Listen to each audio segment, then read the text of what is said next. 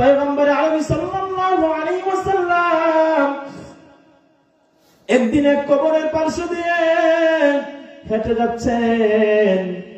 আল্লাহ পাক রব্বুল আলামিন ওহীর মাধ্যমে জানায় দিলেন, পয়গম্বর আপনি যে কবরের পার্শ্ব দিয়ে হেঁটে যাচ্ছেন, এই কবরটা আপনার এক সাহাবীর কবর। সে আযাবের মধ্যে গ্রেফতারি হয়ে আছে। আল্লাহ পাক রব্বুল আলামিন জানায় দিলেন আযাবের কারণ। আপনার এই সাহাবী উটের রাখাল ছিল, উটের প্রস্রাবের ছিটার ব্যাপারে সে গাফেল ছিল, উটের প্রস্রাব থেকে সতর্ক হয়ে বাঁচত না। এই কারণে আপনার সাহাবী আযাবের গ্রেফতার হয়ে গেছে।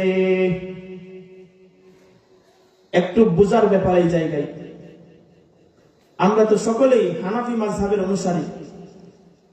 হানাফি ফিকহি উসুল অনুযায়ী যদি কোনো একটা বস্তুর ব্যাপারে বিপরীতমুখী দলিল থাকে, মনে করেন এই বস্তুটা একটা দলিলে নাপাক প্রমাণিত হয়, ভিন্ন আরেকটা দলিলে নাপাক প্রমাণিত হয়, এক ইমামের মতে এই বস্তু নাপাক, আরেক ইমামের মতে, অন্য মাযহাবের ইমামের মতে এই বস্তু পাক। এই বিপরীতমুখী দল মত যদি কোনো বস্তুর ব্যাপারে হয়ে যায়, তাহলে এটা হালকা ধরনের নাপাক। ফিকহের পরিভাষায় নাজাসাতে খফিফা বলে, হালকা ধরনের নাপাক। প্রত্যন্তরে কোন বস্তুর ব্যাপারে যদি সকল ইমাম, সকল মাযহাব, সকল দলিলে যদি নাপাক প্রমাণিত হয়, এটা বড় ধরনের নাপাক, নাজাসাতে গলিজা। উটের প্রস্রাব এমন নাপাক, হানাফি উসুলের আলোকে যদি দেখা হয়, হানাফি উসুলের আলোকে যদি বিশ্লেষণ করা হয়, উটের প্রস্রাব নাজাসাতে খফিফা, হালকা ধরনের নাপাক প্রমাণ হয়। কেমনে? পয়গম্বর আরবি সাল্লাল্লাহু আলাইহি ওয়াসাল্লাম হাদিসে উরাইনা নামক একটা হাদিস আছে, এই হাদিস থেকে প্রমাণ হয়। কি হাদিস আছে? পয়গম্বর সাল্লাল্লাহু আলাইহি ওয়াসাল্লাম উরাইনা সম্প্রদায়কে, উরাইনা গোত্রকে বিশেষ একটা রোগের ঔষধ হিসাবে উটের প্রস্রাব পান করার নির্দেশ দিয়েছিলেন। সুবহানাল্লাহ। তোমরা উটের প্রস্রাব পান করিও, এই বিশেষ রোগ সেরে যাবে। এ নিয়ে অনেক আলোচনা আছে, এগুলো আলোচনা না করলেও সমস্যা। আবার মনে প্রশ্ন আসতে পারে, উটের প্রস্রাব এটা পাক হবে কেমনে? নবীজি কি করে বললেন? এর অনেক ইহতিমালি সূরত হাদিসের ব্যাখ্যা গ্রন্থের মধ্যে দেওয়া আছে। এই জন্য শুধু হাদিসের কিতাব পড়লেই আহলে হাদিস পাওয়া যাবে না। হাদিসের হাজার হাজার অসংখ্য হাদিসের ব্যাখ্যা গ্রন্থ আছে, এগুলা না পড়লে আহলে হাদিস দাবি করা একটা বুকামি। কথা বলেন ঠিক কিনা? এই হাদিসটা পরে তো আহলে হাদিস ভাই আপনি বলবেন, নবীজি উটের প্রস্রাব পান করার কথা বলেছেন, অতএব উটের প্রস্রাব পবিত্র। আপনি দিলেন একটা উম্মতের মধ্যে ছেড়ে, ফিতনা একটা লাগাইয়া দিলেন। অথচ নবীজি সাল্লাল্লাহু আলাইহি ওয়াসাল্লামের বিপরীত আরেকটা হাদিস এই যে আমরা শুনলাম, উটের প্রস্রাব থেকে বাঁচত না, অসতর্ক ছিল। উটের রাখাল, নবীজির এক সাহাবী, উটের সিটা ফুটা প্রস্রাব থেকে বাঁচত না, এই কারণে কবরে আযাবের গ্রেফতার হয়েছে। এই দলিলে বোঝা যায় উটের প্রস্রাব নাপাক। আর আপনি এক হাদিস পেয়েছেন, নবীজি সাল্লাল্লাহু আলাইহি ওয়াসাল্লাম উটের প্রস্রাব পান করার কথা বলেছেন, অতএব উটের প্রস্রাব পাক, পবিত্র, হালাল। এজন্য ব্যাখ্যা গ্রন্থে অনেক ইহতিমালি সূরত বর্ণনা করা হয়েছে, সবগুলা বলার সুযোগ নাই, গুরুত্বপূর্ণ কয়েকটা বলি। এই ঘটনাটা ছিল এই উরাইনা সম্প্রদায়ের ক্ষেত্রেই খাস।